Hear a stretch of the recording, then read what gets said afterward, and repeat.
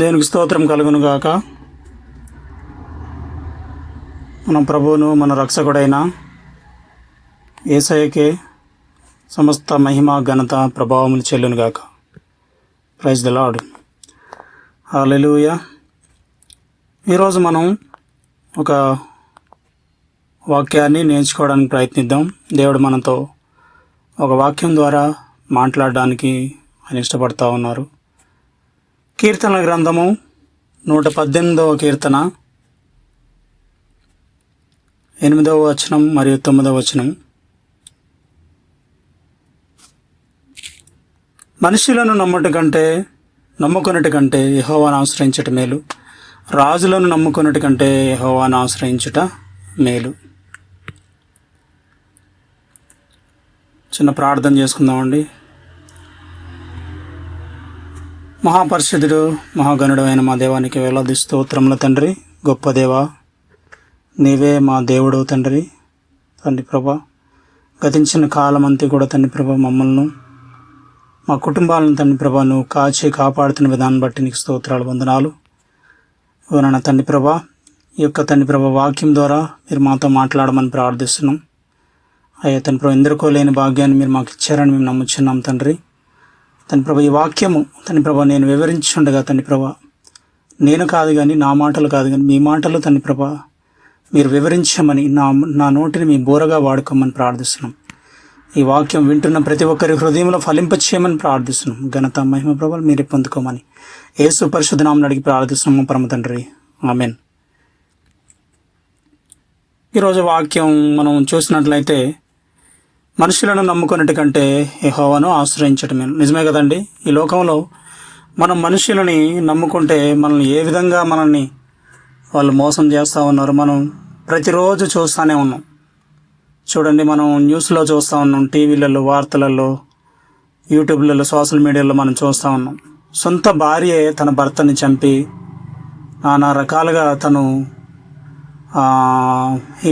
తనను చంపి ఎక్కడెక్కడ ఎలా జరుగుతున్నది అనేది మనం చూస్తూ ఉన్నాం. సొంత భార్య భర్తను చంపడం, భర్తే భార్యను చంపడం మనం చూస్తూ ఉన్నాం కదా. ఈ రోజుల్లో మనుషులని నమ్ముకున్నట్టు కంటే మనం యెహోవాను ఆశ్రయించడమే మేలు. మనకి ఏదైనా అవసరత వస్తే మనం దేవుని వైపు కాకుండా మనం మనుషుల వైపు మనం చూస్తూ ఉంటాం.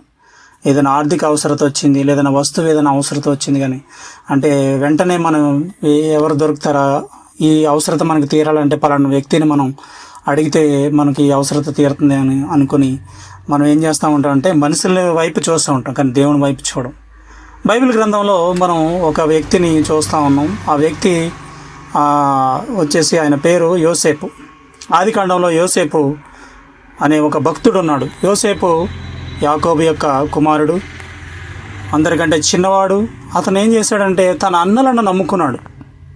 తన అన్నలను నమ్ముకొని నా అన్నలే కదా, నా సొంత అన్నలే కదా, మా నాన్నకి పుట్టినవారే కదా అని చెప్పి తనకొచ్చిన కలభావాన్ని చెప్పినందుకు తన అన్నలు తన మీద కక్షపట్టారు.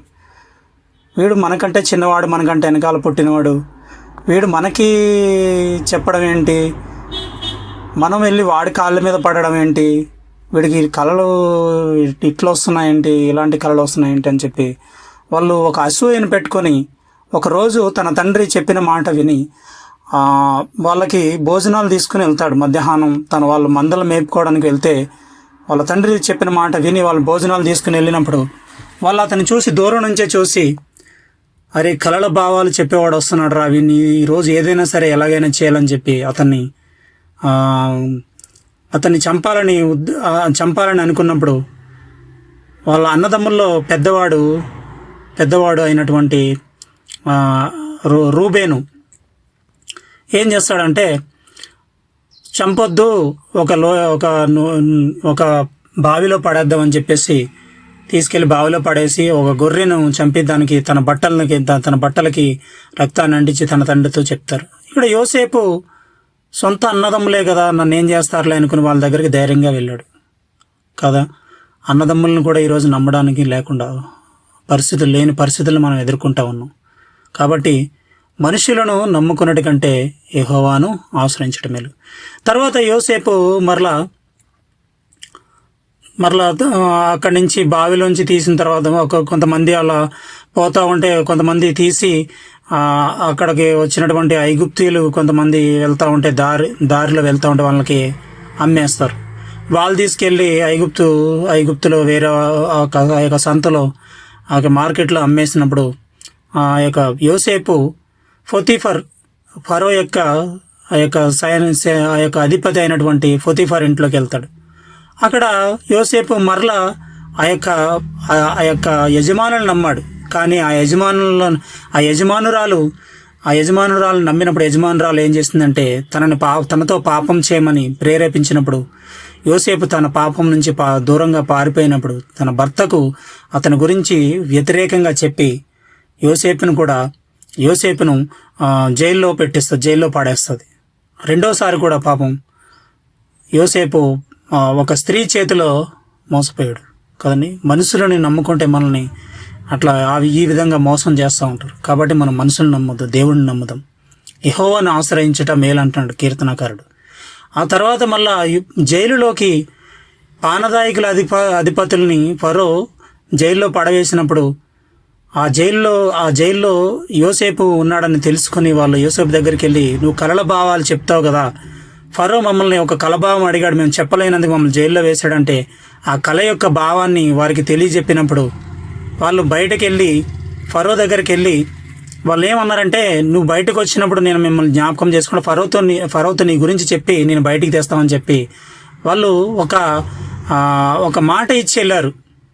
అక్కడ పాపం యోసేపు మళ్ళా ఈ యొక్క పానదాయకుల అధిపతుల్ని ఆ యొక్క ఫరో దగ్గర పనిచేసే ఆ అధికారిని నమ్మాడు. కానీ ఈసారి కూడా యోసేపు మోసపోయాడు. వాళ్ళు బయటికి వెళ్ళిన తర్వాత రాజు దగ్గరికి వెళ్ళిన తర్వాత ఈ యొక్క యోసేపుని మళ్ళీ మర్చిపోయారు వాళ్ళు. ఆ తర్వాత కొద్ది రోజులు ఆగిన తర్వాత మళ్ళా ఆ యొక్క ఫరో ఒక కలభావాన్ని అడిగినప్పుడు వీళ్ళెవరూ చెప్పలేకపోయినప్పుడు అప్పుడు యోసేపుకు గుర్తొచ్చి యోసేపును పలానా వ్యక్తి ఇలా కళలకి భావాలు చెప్తాడని చెప్పి రాజును అడిగి అతను బయటికి తీసుకొచ్చి యోసేపు ఆ కలభావాన్ని చెప్పిన తర్వాత యోసేపు ప్రెజెంట్ ప్రైమ్ మినిస్టర్ అవుతాడు, ప్రధానమంత్రి అయ్యాడు కదా. చూడండి, ఇక్కడ మనుషులని నమ్ముకున్నాడు కానీ మోసపోయాడు. కానీ దేవుని నమ్ముకొని దేవుని ప్రార్థించినప్పుడు మరలా వాళ్ళు జ్ఞాపకం చేసుకొని దేవుడు అతను బయటికి తీసుకొచ్చి ఒక దేశానికే ప్రధానమంత్రిని చేశారు. దేవుని నమ్ముకుందామండి, మనం మనుషులను కాదు నమ్మాల్సింది. ఇంకొకటి రెండో విషయానికి వచ్చేస్తే, రాజులను నమ్ముకున్నట్టు కంటే యెహోవాను ఆశ్రయించటం మేలు.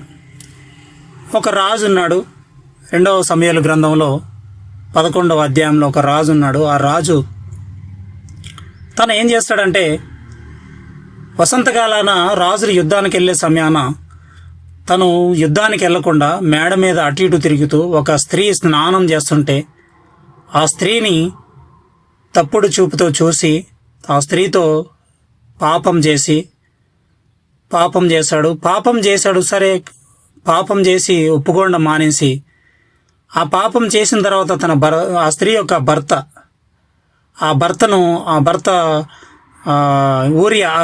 పేరు ఊరియా, ఆ స్త్రీ పేరు బత్షెబ. ఈ రాజు మనకందరికీ పాటికి అర్థమైపోయి ఉంటుంది. ఆ రాజు పేరు దావీదు యుద్ధం చేయాల్సిన సమయంలో యుద్ధానికి వెళ్లకుండా ఆ మేడ మీద అటు ఇటు తిరుగుకుంటా సరే తిరుగుతూ ఉన్నాడు, కరెక్టే. ఒక స్త్రీ కనబడినప్పుడు దూరంగా భక్తుడే. అప్పటికే దావీదు వయసు మీద పడినవాడు, యవనస్తుడేమీ కాదు.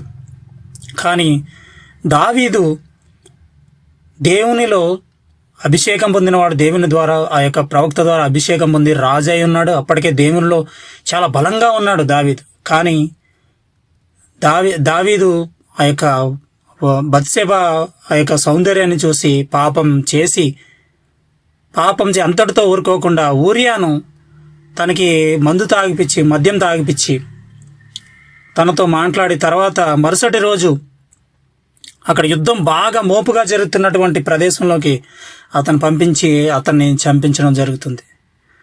ఊరియా అనుకుని ఉండొచ్చు, రాజు మా రాజు అని చెప్పి రాజును నమ్ముకున్నాడు ఊరియా. కానీ రాజు ఏం చేశాడంటే ఊరియాను చంపించడం జరిగింది. చూడండి, ఇక్కడ రాజుని నమ్ముకున్నందుకు ఊరియా హతుడైపోయాడు. ఇక్కడ రాజులను కూడా మనం నమ్మడానికి లేదు. రాజులు వారి యొక్క అవసరతల కోసం ఇలాంటి వారిని ఎంతోమందిని వధిస్తూ ఉంటారు. అందుకే దేవుడు కీర్తనకారుడు అంటున్నాడు, రాజులను నమ్ముకున్నటి కంటే యెహోవాను ఆశ్రయించుట మేలు. దేవునికి స్తోత్రం కలుగును గాక. ఈరోజు మనం ఎవరు నమ్ముతున్నాం? మనుషులను నమ్ముతున్నామా, రాజులను నమ్ముతున్నామా? ఒకసారి ఆలోచిద్దాం. మనుషులను నమ్ముకునే కంటే యెహోవాను ఆశ్రయించుట మేలు. రాజులను నమ్ముకున్నటి కంటే యెహోవాను ఆశ్రయించుట మేలు. ప్రియమైన దేవుని వారలారా, ఒకసారి ఆలోచించండి, మనం ఎవరిని నమ్ముకుంటున్నాం? ఈ రోజుల్లో చాలామంది వేరే వేరే ప్రయత్నాలు చేస్తూ ఉన్నప్పుడు కొంతమంది నమ్ముతూ ఉంటారు.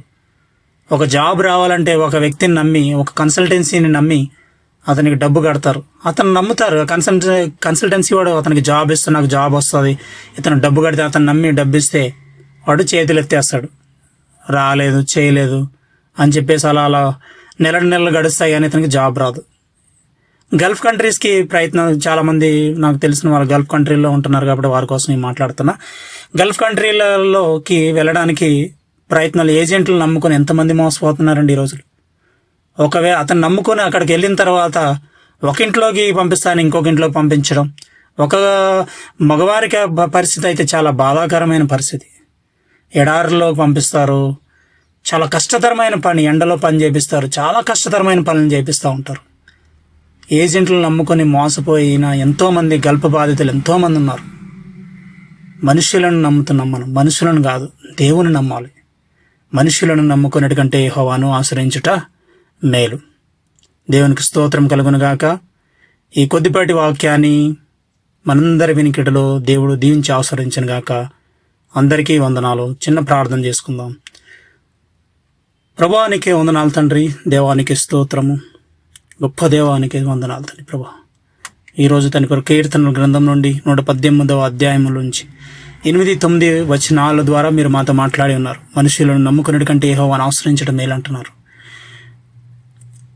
రాజులను నమ్ముకున్నటి కంటే యెహోవాను ఆశ్రయించడం మేలని నీ వాక్యం సెలవిస్తుంది. నీ వాక్యం జీవం కలిగిస్తుంది తండ్రి. నీ వాక్యం బ్రతికిస్తుంది. నీ వాక్యం స్వస్థతనిస్తుంది. నీ వాక్యం తండ్రి నడిపిస్తుంది. నీ వాక్యము నిలబెడుతుంది తండ్రి. ప్రభా, నీ వాక్యము నా పాదములకు దీపము, నా త్రోవకు వెలుగై ఉన్నదని కీర్తనకారుడు సెలవిస్తున్నాడు తండ్రి. నీకు స్తోత్రాలు, వందనాలు.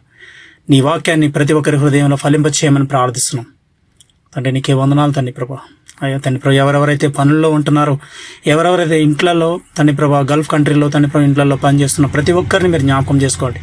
వారి పనులంట్లో అన్నింటిలో వారు తోడుగుని సహాయం చేయండి. నీకు వాక్యాన్ని అయ్యా వారు వింటుండగా తండ్రి ప్రభా, నీ వాక్యం ద్వారా వారితో మాట్లాడమని ప్రార్థిస్తున్నాం తండ్రి. అయ్యా నీ వాక్యం వృధా కాదు నాయన. నీ వాక్యము తండ్రి ప్రభా అయ్యా తండ్రి మేలు చేస్తుంది నాయన. నీకు స్తోత్రాలు, వందనాలు. ఆది ఎందు వాక్యముండను, వాక్యము దేవుని యొద్ద ఉండను, వాక్యమే దేవుడై ఉండని అంటున్నా తండ్రి ప్రభు. నీకు స్తోత్రాలు, వందనాలు. వాక్యమే తండ్రి మీరే విన్నారు నాయన. నీకు స్తోత్రాలు, వందనాలు. వాక్యాన్ని విన్నప్పుడు మీరే వారితో మాట్లాడమని ప్రార్థిస్తున్నాం తండ్రి ప్రభా. నీకు స్తోత్రాలు, వందనాలు. సహాయం చేయండి. ప్రతి ఒక్కరిని జ్ఞాపకం చేసుకోండి తండ్రి ప్రభా. ఎవరెవరైతే తండ్రి ప్రభా ఉద్యోగాలు చేస్తున్నారో వారిని జ్ఞాపకం చేసుకోండి. ఎవరెవరైతే తండ్రి ప్రభా అయ్యా వారి యొక్క పనులలో నిమగ్నమే ఉంటున్న వారి జ్ఞాపకం, పనుల్లో సహాయం చేయండి. ప్రయాణంలో ఉంటున్న వారి ప్రయాణాల్లో తండ్రి ప్రభా వారికి తోడుగా ఉండి సహాయం చేయండి. నీ దేవదూతలు కంచి వేసి వారి తండ్రి ప్రభా వారు తోడుగా ఉండి సహాయం చేయమని ప్రార్థిస్తున్నాం తండ్రి. నీకే వందనాలు తండ్రి. వారి కుటుంబాలు అయ్యా తండ్రి ప్రభా కుటుంబాలను వదిలి దూర ప్రాంతాలకు వెళ్ళి వేరే దేశాలకు వెళ్ళి అయ్యా పనులు చేస్తున్న బిడ్డలు మీరు జ్ఞాపకం చేసుకోండి. వారి కుటుంబాలకు తండ్రి ప్రభా మీరే కంచె వేసి తండ్రి ప్రభా ఎలాంటి అయి తండ్రి ప్రభా శత్రువు తండ్రి ప్రభా ఆలోచనలు వారి గృహము వైపు వెళ్లకుండా, శత్రువు యొక్క పన్నాగాలు తండ్రి ప్రభా వారి మీదకి రాకుండా మీరే యోబుకు ఏ విధంగా అయితే కంచె వేశారో ఆ విధంగా కంచె వేయమని ప్రార్థిస్తున్నాం తండ్రి. అయ్యా తండ్రి ప్రభా ఈ వాక్యాన్ని వివరించడానికి నువ్వు నాకు ఇచ్చినటువంటి జ్ఞానాన్ని బట్టి నీకు స్తోత్రాలు, వందనాలు. ఇది నా జ్ఞానం కాదు కానీ తండ్రి ప్రభా మీ జ్ఞానం, మీరు ఇచ్చినటువంటి తండ్రి ప్రభా ఆలోచన అయ్యా తండ్రి ప్రభా మీరు వివరించడానికి నాకు ఇచ్చినందుకే స్తోత్రాలు, వందనాలు తెలియజేస్తున్నాను తండ్రి ప్రభా. నీకే వందనాలు ప్రభా. తండ్రి ప్రభా అయ్యా ఇంతవరకు మీరు నాతో మాట్లాడినందుకే వందనాలు. ఈ యొక్క తండ్రి ప్రభా పరిచర్యను మీరు దీవించండి, ఆశీర్వదించండి. మీరే తండ్రి ప్రభా ఈ యొక్క ప్రార్థన మీ పాదసనం చేసుకుని మీరే ఘనత మహిమ ప్రభావాలు పొందుకోమని యేసు పరిశుద్ధ నామమున అడిగి ప్రార్థించి వేడుకొనిచున్న మా పరమ తండ్రి, ఆమెన్. అందరికీ వందనాలండి. అందరికీ ప్రైజ్ లార్డ్. ఎవరికైనా ప్రార్థన అవసరతలు ఉంటే నా నంబరు చెప్తాను. నా నంబర్కి వాట్సాప్ మెసేజ్ చేయండి. 9963916185 9963 9161 5. దీనికి స్తోత్రాలు. Praise the lord.